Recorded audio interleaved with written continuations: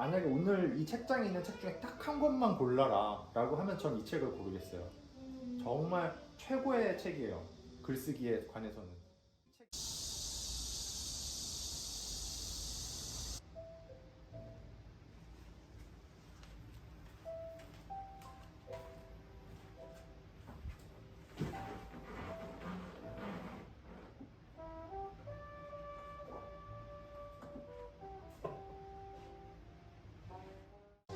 안녕하세요, 편영입니다. 오늘은 제가 40여 년 만에 마련한 작업실을 소개하도록 하겠습니다. 정확히 말하면 작업실은 아니에요. 제가 여기서 수익을 창출하고 있지 않기 때문에 작업실이라기보다는 취미방, 취미가의 놀이방을 공개하도록 하겠습니다. 되게 작아요. 작지만 창이 양쪽에 있고 제가 애정하는 당근한 책상, 당근에서 감사하게도 나눠주신 책상이 있는 조용한 공간입니다. 제 보물 1호라고 할 수 있는 책상입니다. 만년필이 보물 1호였는데 최근에 바뀌었어요. 이 책상이에요. 당근에서 무료로 나눠주신 거거든요. 보시다시피 위에는 제가 가끔 쓰는 물건들이 있고요. 이 아래는 제가 자주 쓰는 물건들이 있고 서랍이 있습니다. 제가 주로 쓰는 펜들은 여기 꺼내져 있어요. 그림 그릴 때 쓰는 빈티지 펜. 최근에 이걸로 그림 그린 거 많이 보셨죠? 많이 보셨는지 모르겠어요. 제가 이미지 영상을 그렇게 안 올려가지고.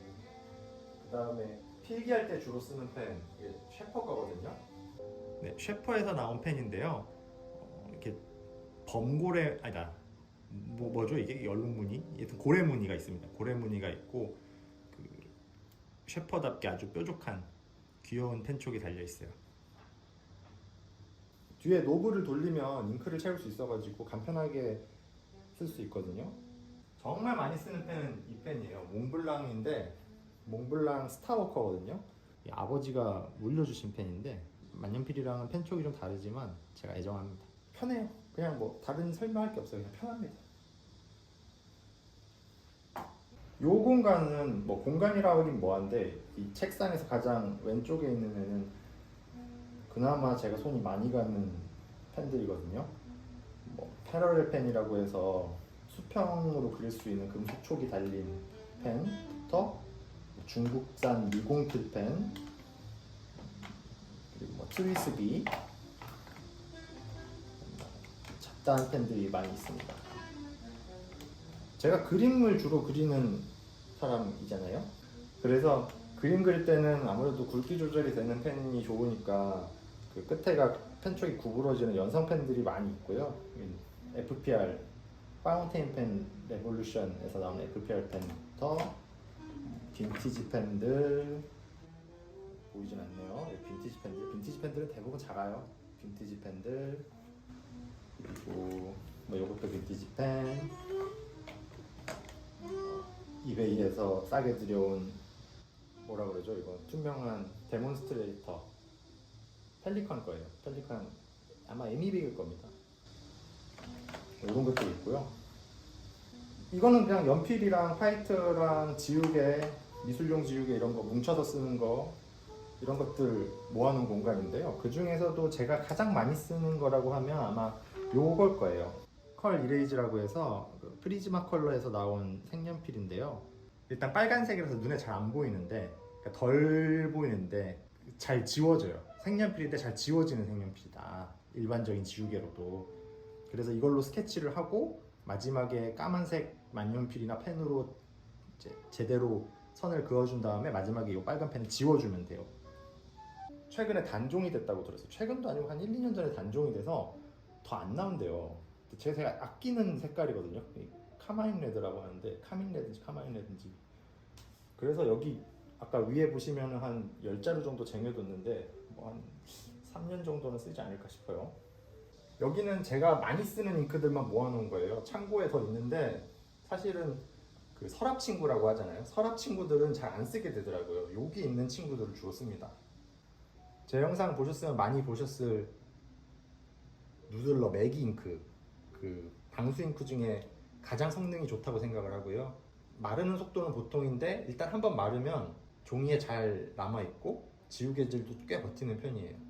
그 누들러 잉크가 제가 상당히 많아요. 이 재정리를 해보면 이것도 누들러, 이것도 누들러네요.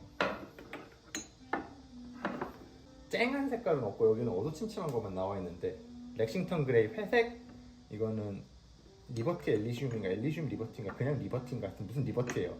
파란색, 요거는 뭐였지? 모르겠습니다. 안 써서 모르겠어요. 솔직히 안 쓴 지 너무 오래됐어요. 그 다음에 이거는 뭐 용 그려져 있는 건데 빨간색 계열로 기억을 하고요. 나머지는 실용적인 펜 잉크들이에요. 이거 워터맨에서 나오는 초록색, 파커 핑크, 뭐 이런 것들이 있고요. 좀 특기할 만한 잉크라면은 아트라멘티스라고 뭐 하는 회사인지 모르겠는데 하여튼 이렇게 문서용 잉크를 만들거든요. 그 다큐멘트 잉크라고 써있죠. 흔히 말하는 안 지워지는 잉크를 만드는데, 그 중에서도 얘는 하얀색 잉크예요. 하얀색 잉크라서 다른 잉크 위에 뭐 화이트처럼 완전히 하얗게 칠해지는 건 아니지만 그래도 꽤 하얗게 칠해지고, 검은색 종이 위에서는 굉장히 잘 보이고요. 그래서 수정액처럼 씁니다. 붓으로 찍어서 바르면 되니까요. 여기는 제가 나름 인테리어 공간이라고 꾸며놓은 공간인데요. 그냥 제가 그린 그림, 이케아 조명, 이것도 이케아 액자. 이케아 조명 켜볼까요? 이렇게 됩니다. 21년에 산 액자거든요. 정확히 말하면 액자가 아니고 이 안에 종이를 샀어요. 이 무슨 종이냐면 70년대인가 80년대인가 광고지예요. 파커에서 나온 몸통이랑, 그러니까 배럴이랑 닙이 일체형인 그 우주선 같은 펜 있잖아요. 그거 광고예요. 너무 예쁜 거예요, 펜이. 근데 펜이 너무 비싸. 일체형이니까 크랙 생기면 또 어떻게 수리할 방법도 없어요. 그래서 사긴 좀 부담스럽고, 그냥 예쁘니까 예쁜 걸 즐기고 싶다라는 생각이 들어서 광고지 올라오면 샀어요. $20 주고. 예쁘죠? 사실 예쁘긴 진짜 예뻐요. 제 생각엔 엄청 예쁜데 안 예쁘나요? 뷰로가 뭐냐면요, 이렇게 서랍 형태인데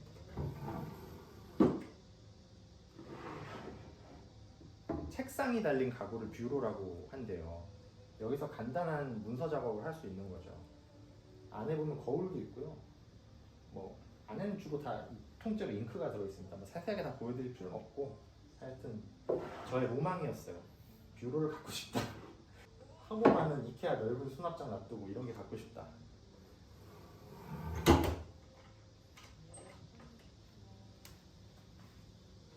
여기는 제가 작업실에서 두 번째로 아끼는 공간이에요.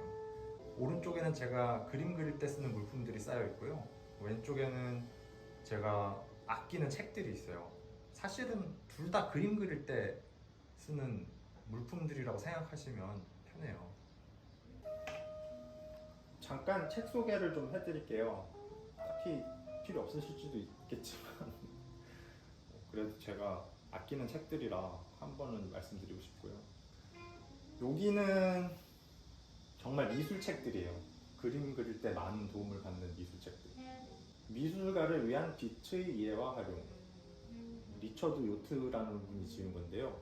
하늘을 보면 하늘이 하늘색으로 보이잖아요. 그게 이제 먼지에 빛이 산란해서 그런 건데, 거기서 끝나는 게 아니고 그 하늘빛이 땅에 있는 물체들에도 투영이 되거든요. 그 자동차 같은 거 보시면 까만색 차인데 파랗게 보일 때 있어요. 그 빛이 이제 투영이 돼서 그런 건데, 그런 것들이 왜 그렇게 보일까를 설명해주는 내용이 가득해요. 이런 구를 그릴 때는 여기가 반사광이 있고 여기가 빛이 가장 밝게 빛나고 여기가 중간이고 뭐 이런 딱딱한 설명이 있는 게 아니고, 우리가 현실에서 보는 물건들이 왜 그렇게 보일까, 그거를 그림에 표현하려면 어떻게 해야 될까, 이런 고민들이 많은 책이에요. 그림 이제 시작하시는 분들은 명암이라는 게 중요하니까 한번 보시면 좋겠어요. 저도 가끔 내용을 다시 찾아보면서 이때는 빛이 이렇게 보이지, 이런 거 참고할 때가 있어요. 이 책은 레전드 그 석정현 작가님이 집필하신 책인데요. 일러스트나 만화로 우리 인체가 어떻게 움직이는지, 그리고 그게 그림으로 나타날 때 어떻게 보이는지를 잘 설명해 놓으셨어요. 어렵게 해부학 책 파는 거보다 이 책 한 권 있으면 누구나 쉽게 진짜 완전 그림 왕초보도 신체 구조와 그리는 법에 대해서 잘 알 수 있어요. 예를 들어서 제가 군대에서 보던 책인데 군대 얘기 나오네요. 군대에서 보던 책 이런 옛날 책이랑 비교하면 물론 둘 다 굉장히 상세한 책이지만 한눈에 봐도 오른쪽 책이 훨씬 쉽게 보이죠. 막 이런 거 전두엽 특조 이런 식으로 설명하진 않아요. 이런 내용이 없는 건 아닌데 되게 어렵잖아요 이거. 유일한 단점은 가격이 4만 원이 넘어요. 42,000원인가 그래요. 단점입니다. 뭐 정당한 가격이겠지만 주머니 가벼운 사람들한테는 단점이죠. 저 같은 사람들한테. 네, 뭐 수채화 교과서, 가장 친절한 꽃 수채화 수업 뭐 이런 책들이 있고요. 다 소개할 필요는 없고 두 번째 소개한다면 바로 이 책. 공간 드로잉 투시편. 이거 김동호 선생님이 쓰신 건데 투시라는 게 우리가 물체를 볼 때 3차원 입체적으로 보이게 하는 원리잖아요. 3차원을 2차원에 옮기는 걸 어떻게 옮기느냐를 잘 보여주고 있고요. 이것도 역시 막 전문적이고 학술적인 용어 어렵게 늘어놓기보다는 일러스트랑 실제 그리는 사례를 통해서 아주 이해하기 쉽게 투시를 설명하고 있습니다. 강추합니다. 이건 솔직히 말해서 이 종이 붙인 부분 빼고는 잘 안 봤어요. 근데 그래도 이게 고전이잖아요. 앤드류 루미스의 인체 드로잉이라고 옛날 광고책, 광고 잡지나 이런 데 나왔던 사파, 그 완벽한 신체 비례를 가진 사파의 근간이 되는 책 같아요. 제가 볼 때는. 그래서 한 권쯤 가지고 있으면 도움이 된다. 아주 아름답다, 비례가. 나머지는 그냥 쏘쏘 딱히 뭐 설명드릴 필요는 없을 것 같고, 이 책은 사실은 글쓰기에 대한 책인데 만약에 오늘 이 책장에 있는 책 중에 딱 한 권만 골라라 라고 하면 전 이 책을 고르겠어요. 정말 최고의 책이에요. 글쓰기에 관해서는. 이 책 역시 특징은 아주 쉽게 글쓰기란 이런 것이다 설명해 준다.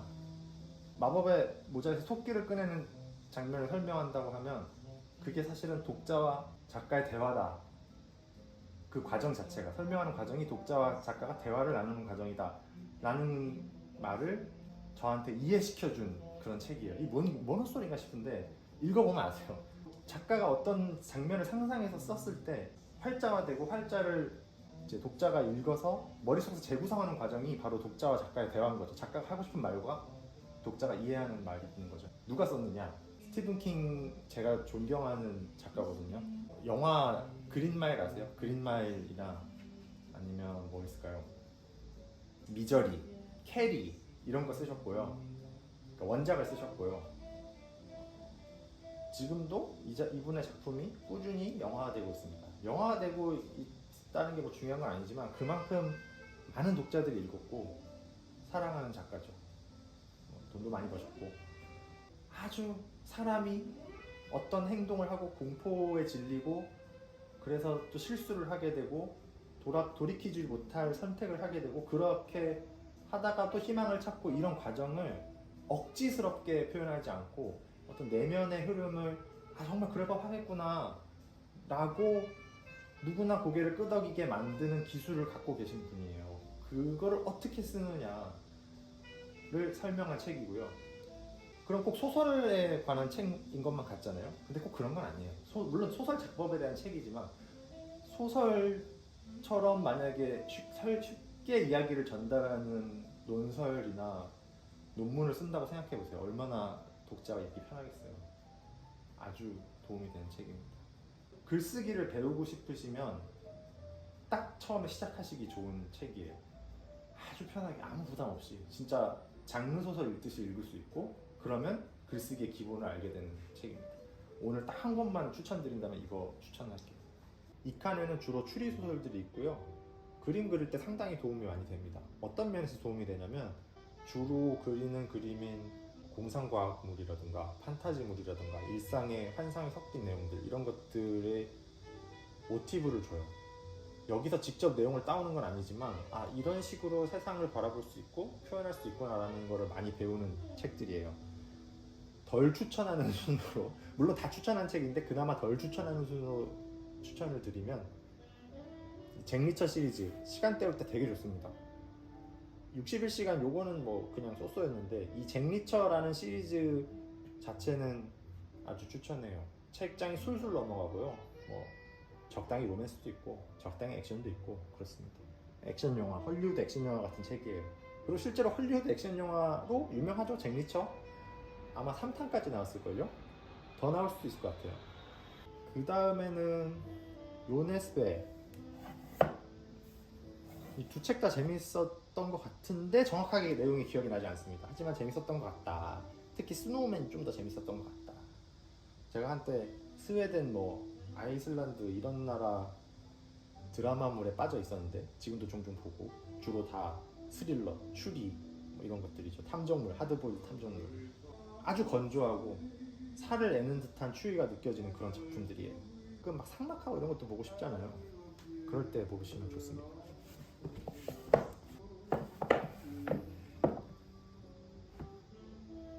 요거는 그 마이클 코넬리 소설들인데요. 이것도 책이 시리즈로 쫙 있는데 그 중에 저는 2권만 갖고 있고요. 딱히 이게 추천해서 갖고 있다기보다는 그냥 돈 되는 대로 사 모으다 보니까 2권만 갖고 있습니다. 하드보일드, 어떤 중년의 중후함, 턱수염이 까슬까슬한, 응? 네. 최근에 애플 TV 보시면 존 르카레 다큐멘터리가 있거든요. 존 르카레가 누구냐면 이 소설 작가인데요. 뭐 영국 사람이고 영국 MI6에서도 근무를 했는지 하여튼 외교부에서 일하면서 MI6와 협업을 했는지 모르겠는데 뭐 외교관이면서 작가이고 추리소설도 썼다라고 알려져 있어요. 실제로 근무했는지 그냥 그게 썰인지는 잘 모르겠어요. 다큐멘터리 보면 알 것 같은데 최근에는 아직 못 봐가지고. 요점은 아주 진지한 스파이물이다. 007 같은 거랑 다르게 리얼해요. 예를 들어서 본 아이덴티티 영화 있잖아요. 본 아이덴티티 영화가 막 총 쏘고 깨부시거나 아니면 다이하드처럼 주인공이 개고생하는 그런 전형적인 미국 헐리우드물에다가 아주 세련된 진짜 그럴 법한 스파이물을 그려내는 그런 기원이었다면 르카레 스파이물 역시 냉전기에 아주 차가운 현실을 잘 다루고 있고요. 심리 묘사도 아주 건조한데 건조해서 더 그럴듯해요. 이분 책 중에는 사실 추운 나라에서 온 스파이, 추운 나라에서 온 사나인지 추운 나라에서 온 스파인지 헷갈리는데 그 책이 아주 유명하고요. 재밌습니다. 그 영화로도 최근에 개봉을 했었는데 최근이라도 한 5년, 6년 된 것 같은데 넷플릭스 이런 데 보시면 틴커 테일러 솔저 스파이라는 영화가 있어요. 그 원작자세요. 요 칸에는 주로 교양서적이랑 뭐 옛날 말로 순수문학 책들이 있거든요. 물론 추리소설도 있긴 한데 가장 추천하는 책은 역시 마이클 샌델 책 중에 그 중에서 특히 정의란 무엇인가고요. 그 EBS에서 하버드 강의 틀어줘서 유명했죠. 한국도 많이 오셨던 것 같은데 내 부모님과 모르는 사람의 1살 아기가 바다에 빠져 있으면 누구를 먼저 구해야 될까요? 막 이런 변수를 자꾸 줘가면서 우리가 정의를 잘 알고 있다고 생각했지만 실제로는 잘 모르고 있고 정의라는 것을 측정하는 기준이 굉장히 많다. 정의가 뭘까? 자원 같은 걸 누구한테 배분해야 공정할까? 그때 공정이란 건 어떤 걸까? 이런 많은 질문들이 들어있는 책이고요. 역시 소설책처럼 재밌게 읽을 수 있습니다. 한강 선생님의 채식주의자도 2권 있어요. 왜 2권이냐? 하나는 영문판이에요. 영문판 나는 사면 읽을 줄 알았지. 근데 하나도 안 읽었어요. 일단은 영어가 안 돼. 그 사전 찾으면서 읽을 줄 알았는데 포기했다. 그냥 갖고 있다. 소장본이 됐다. 그러면 한글 채식주의자는 다 읽었느냐? 역시 안 읽었다. 3분의 1 읽다 포기했다. 굉장히 소설을 날 것처럼 쓰시더라고요. 그 나쁜 게 아니고 너무 생생해서 읽을 수가 없었어요. 너무 아픈 내용이고 3분의 1까지 읽는 것도 되게 힘들었어요. 와, 이렇게 막 살을 파고드는 것 같은 내용이 있네 이러면서 감탄하면서 언젠가 나중에 완독할 수 있겠지라는 희망을 품고 덮었습니다. 언젠가 읽긴 읽을 거예요. 근데 너무 좋은 작품이라서 읽기 힘들었어요. 퓰리처상 수상작 앵무새 죽이기죠. 이거는 거의 추리소설보다 추리소설 같은 책이라고 생각해요. 이게 읽으신 분들 뭔 개소리냐 이렇게 싶지만 이렇게 날실과 시실을 엮어가면서 처음에는 전혀 다른 이야기 하는 줄 알았는데 일상 얘기였는데, 물론 마지막도 일상 얘기지만 초반에 있었던 어떤 작은 실이 마지막에 어떤 굵직한 얘기들로 풀어져 나가는 구성이 탁월을 하더라고요. 좀 감탄했어요. 나중에 보다가 이게 초반에 그 얘기였어? 이렇게 막 무릎을 치는 그런 책. 이 왜 퓰리처상 수상작인지 알 수 있더라고요. 아주 추천합니다. 프랑츠 카프카의 성. 야, 사람 미치게 하는 책이에요. 뭐 주인공이 그러니까 성이 있는 낯선 마을에 가서 겪는 오만 불편한 일. 도대체 주인공이 원하는 건 제대로 되는 바가 없어. 그 상황을 설명한 책인데, 이게 뭐 관료주의를 빗댄 거란 얘기도 있지만 굳이 그런 딱딱한 해석을 하지 않더라도 인간이 어떤 의사소통이 안 되는 상황, 말이 통하는데 말이 안 통하는 그런 상황에서 겪는 어떤 답답함, 결국 그게 이제 우리 인간끼리의 소통의 문제이기도 하겠죠. 그런 것들을 저는 느꼈어요. 마지막으로 이제 우울과 몽상. 에드가 앨런 포 단편집이라고 지금 방금 말씀을 드리려고 했는데 전집이라고 써있네요. 이게 전집이구나. 근데 저는 그럼 에드가 앨런 포의 소설을 다 읽었습니다. 고작 요거 한 권 읽어놓고 다 읽었다니까 웃긴데, 읽긴 다 읽었어요. 뭐 아서 고든핌의 모험 뭐 이런 것부터 이제 막 뭐죠 뭐 하여튼 지금 스포가 되니까 얘기할 수 없는데, 괴물이 날뛰는 얘기까지. 그 다음에 이제 레이븐, 갈까마귀 드라마 이런 데 보면 모티브로 많이 등장하는 까만색 불이 긴 까마귀의 원조격인 소설이 여기 있고요. 에드가 앨런 포 씨는 천재라는 생각이 많이 들었어요. 정말 사람의 내면을, 다 사람 얘기네요 오늘. 하여튼 사람의 내면을 이렇게 환상적으로, 때로는 우울하게, 때로는 표현할 수 있다는 거 굉장합니다.